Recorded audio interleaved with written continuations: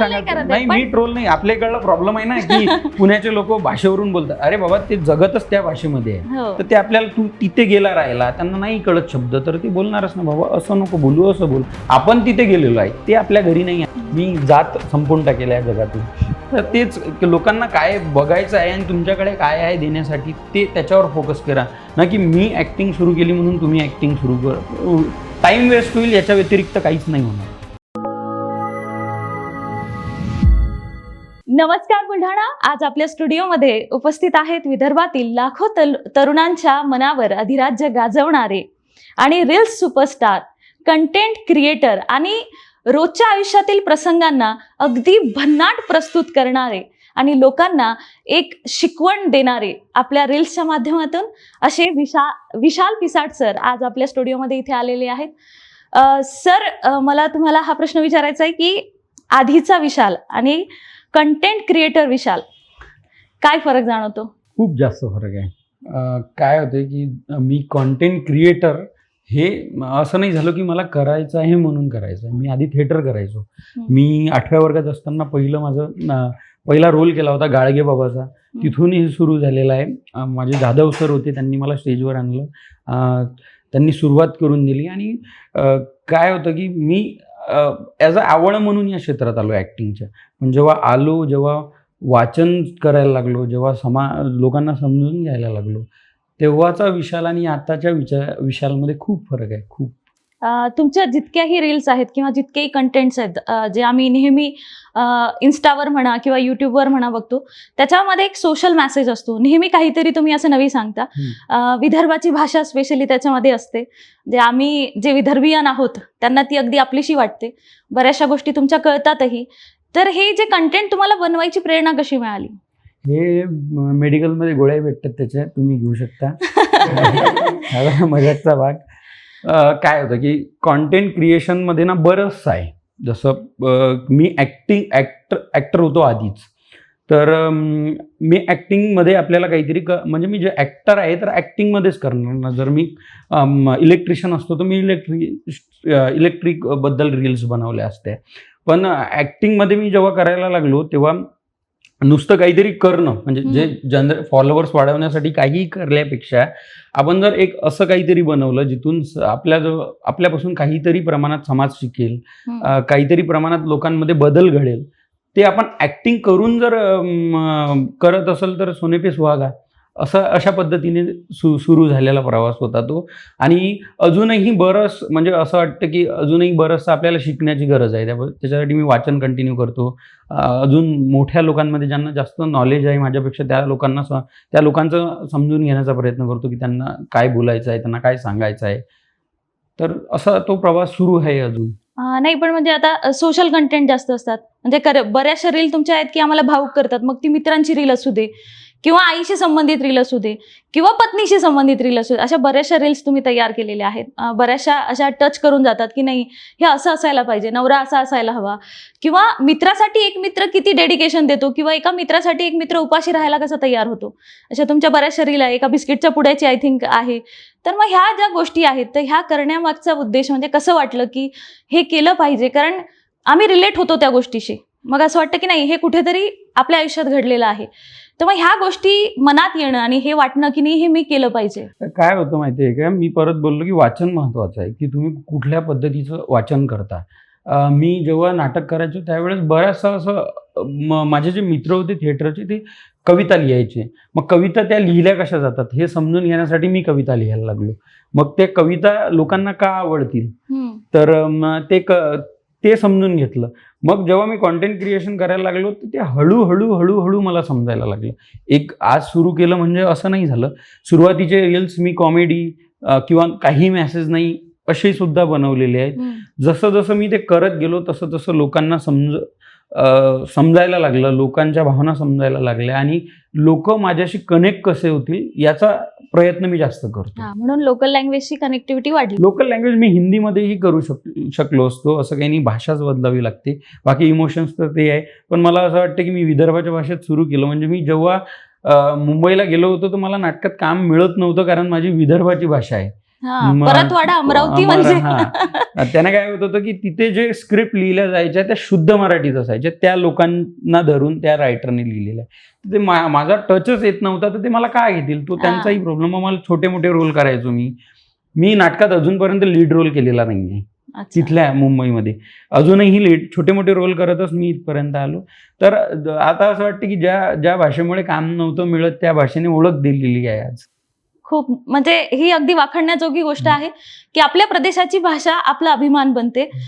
विशाल सरांनी ते सिद्ध करून दाखवलं की जिथे मुंबई सारख्या शहरामध्ये किंवा पुण्यासारख्या शहरामध्ये एक विदर्भाचा व्यक्ती जेव्हा स्वतःला इन्सिक्युअर फील करतो की मी तिथे गेलो, म्हणजे विदर्भातल्या लोकांना नेहमी त्यांच्या भाषेवरून बोचकणी दिली जाते. नाही बोचकणी नाही, मी या बाबतीत नाही बोलेल. बऱ्याचशा रील्समध्ये पण आहे. खूप मी आज ऍक्टिंग मध्ये मुंबईच्या लोकांमुळेच आहे. मग त्यामुळे त्यांना मी ट्रोल कसं करू की ते ऍक्च्युअली प्रॉब्लेम कसा आहे मला एक सांगा. नाही मी ट्रोल नाही, आपल्या इकडला प्रॉब्लेम आहे ना की पुण्याचे लोक भाषेवरून बोलतात. अरे बाबा ते जगतच त्या भाषेमध्ये आहे, तर ते आपल्याला तू तिथे गेला राहिला, त्यांना नाही कळत शब्द, तर ते बोलणारच ना बाबा असं नको बोलू असं बोल. आपण तिथे गेलेलो आहे, ते आपल्या घरी नाही आलेले आहेत. त्यामुळे मला असं वाटतं की हे भेदभाव आपण संपला पाहिजे. पुणे, विदर्भ, मुंबई, अमरावती आपलं ठीक आहे. माझे मित्र विदर्भाची भाषा शिकायची मुंबईचे.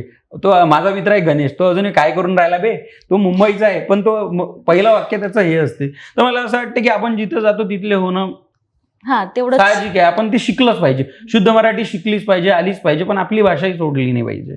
बरं, तुम्ही आता हे जे सोशल कंटेंट तयार करता नेहमी, तसंच आता तुम्ही सहकार विद्या मंदिर आमच्या शाळेमध्ये आलात, तर मग विद्यार्थ्यांसाठी तुम्ही काय एक संदेश देऊ शकाल आमच्या विद्यार्थ्यांना? मी इथे आल्यानंतर, पहिले सहकार विद्या मंदिरमध्ये आल्यानंतर मी बघले की आमच्या वेळेस जर अशी शाळा असती ना, आम्हाला जर त्यावेळेस जर शिकायला भेटलं असतं तर खूपच बढिया झालं असतं. आता त्यांच्याकडे खूप साऱ्या टेक्नॉलॉजी आहे, खूप इझी वेनं ते कुठल्याही क्षेत्रात इथे जाऊ शकतात, स्पोर्टमध्ये जाऊ शकतात. आता तर AI साठी अकॅडमी ओपन केलेली आहे, दुसऱ्या सायन्समध्ये जाऊ शकतात.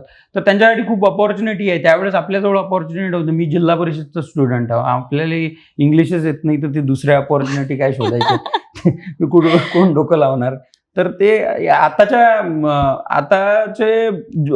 पालकही खूप जागृत आहेत.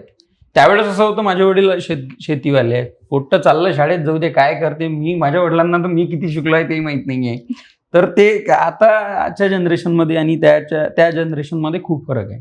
अच्छा, नाही पण तरी एक विद्यार्थ्यांसाठी काय संदेश देऊ इच्छिता? मी म्हणेल की ह्या संधीचा फायदा घ्या आणि बाकीच्या गोष्टीकडे लक्ष दिल्यापेक्षा, म्हणजे मला असं वाटतं की ते जर आता फोकस राहिले ना, ज्या चुका माझ्याकडून झालेल्या आहेत, म्हणजे बाहेर जास्त मित्रांमध्ये मित्रांमध्ये, पण मला असं वाटतं की हा जो वेळ आहे ना, 15 वर्षापासून तर 22-23 वर्षापर्यंत, हा खूप खूप चांगला वेळ आहे, जे करिअर घडवू शकतात. या 7-8 वर्ष त्यांनी मेहनत केली ना, तर पुढचे वर्ष खूप इझी आहेत त्यांच्यासाठी.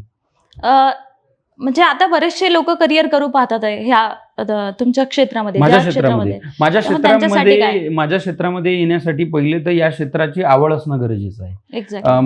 तुम्ही म्हणजे मला बघून, मी कार घेतली म्हणून मला बघून माझ्या गावची बरेचसे जण रील करायला लागले, पण त्यांना हे माहित नाहीये की मला आजही 12-12, 13-13 तास रीलसाठी विचार करावा लागतो. एवढं सगळं 10-10, 12-12 वर्ष काम करून सुद्धा.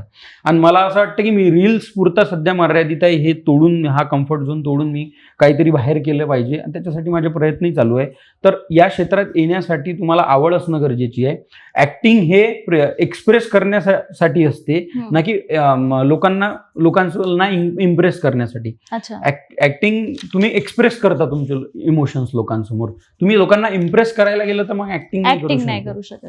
म्हणजे माझं पण असंच मत आहे की जेव्हा तुम्ही इनॅक्ट करता कुठलीही गोष्ट ज्याच्यामध्ये तुम्हाला काहीतरी लोकांना सांगायचं असतं, तेव्हा अभिनयापेक्षा, म्हणजे अभिनय जेव्हा करतो तेव्हा तो उतरायला हवा, नाही का, त्या पात्रामध्ये उतरायला हवा, जेणेकरून त्या व्यक्तीपर्यंत तो मेसेज किंवा तो संदेश व्यवस्थित पोहोचेल. त्याच्यासाठी वेळ लागेल. आजकाल काय आहे, रील्सवर बरेचसे कलाकार पैदा झालेले आहेत जे ऍक्टिंग रिलेटेड आहे. ते त्यांना असं वाटतं की रील्स बनवली म्हणजे झालं, असं नाहीये. मला असं वाटतं की रील्स फक्त ऍक्टिंग मध्येच नाही आहे. आज रील हे क्षेत्र ऍक्टिंग किंवा एंटरटेन बेसवर मर्यादित राहिलेलं नाहीये. तुम्हाला जर शेतीचं नॉलेज असेल तर तुम्ही शेतीचे व्हिडिओ बनवा. जर तुम्हाला प्लंबिंगचं नॉलेज असेल तर प्लंबिंग कशी तयार केली जाते, जर इलेक्ट्रिशियन असाल तर बोट फिटिंग कशी केल्या जाते, त्याच्यात तुम्ही नवीन त्यांना द्या. लोकांना एंटरटेन बघ तुम्ही बघितलं असेल ना, एका नळाला कापून दुसरा नळ दुसरा connect. त्यात आपल्याला काय घेणं देणं आहे, तरी बघतो ना तो बघतो रील. आपण. तर तेच की लोकांना काय बघायचं आहे आणि तुमच्याकडे काय आहे देण्यासाठी ते त्याच्यावर फोकस करा ना, की मी ऍक्टिंग सुरू केली म्हणून तुम्ही ऍक्टिंग सुरू कर. टाइम वेस्ट होईल, याच्या व्यतिरिक्त काहीच नाही होणार. सर एक रॅपिड फायर राऊंड. Yes. चहा की कॉफी? Coffee without sugar. गाव की शहर? गाव. इंस्टाग्राम की यूट्यूब? यूट्यूब. रील्स की ब्लॉग्स? रील्स. शूटिंग की एडिटिंग? दोन्ही महत्वाचे आहेत. एडिटिंग शूटिंग केल्यावर एडिटिंग दोन्ही त्यांचं कम्पॅरिझन होऊ शकत नाही. आवडता मराठी अभिनेता? आवडता अशोक सराफ. अभिनेत्री? निवेदिता सराफ. कॉमेडियन? लक्ष्मीकांत बेर्डे. आवडता डायलॉग? आवडता डायलॉग खूप सारे आहेत. कोणता बोलू? माई पहिली रील व्हायरल झाली होती की आमच्या गावात डस्टबिन वाटल्या होत्या. अच्छा. सुका कचरा ओला कचरा. आणि माया आईने एका याच्यात सरगुंडे ठेवले होते आणि एका याच्यात शेवड्या ठेवल्या होत्या. म्हणजे बाया काय करतील त्याचा अंत नाहीये. तोच होता की माया गावच्या ग्रामपंचायतवालीनं डब्बे वाटले, ओला कचरा सुका कचरा, आणि माया आईने एका याच्यात सरगुंडे ठेवले आणि एका याच्यात शेवड्या ठेवल्या. हा माया पहिला रील होता, तो व्हायरल झाला म्हणून तोच फेवरेट आहे माझा आतापर्यंत. अच्छा. आवडता सण? आवडता सण पोळा.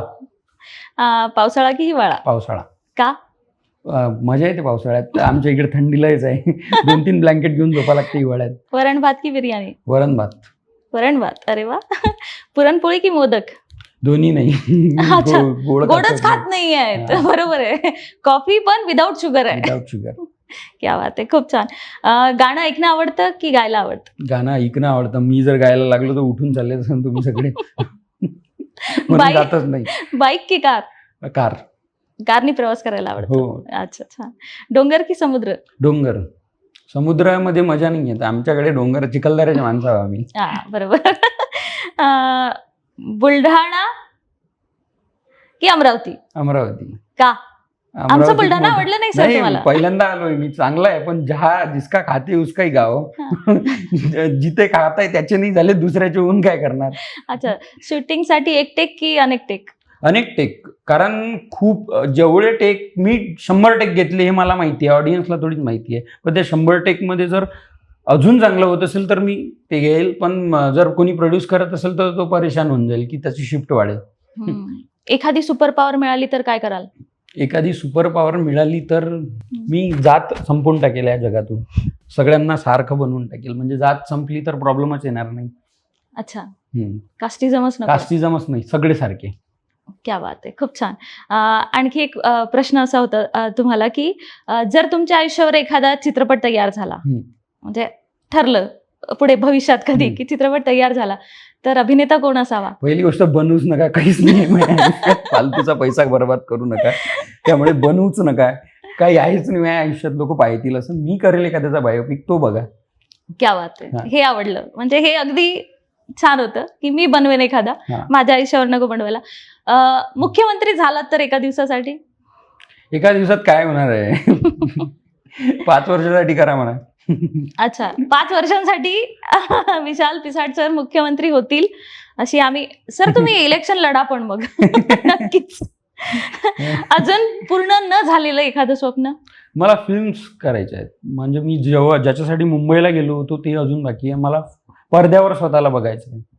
सो ते स्वप्न बाकी आहे अजून माझं. अच्छा. आमच्या रेडिओ सुरभी 89.6 FM साठी सर शुभेच्छा. खूप चांगला स्टुडिओ आहे तुमचा आणि खूप चांगलं अँकरिंग करता तुम्ही. Thank you sir. सो मजा आली मला. आणि आता जाता जाता ऐकतो मी. चालू आहे ना पण? हो.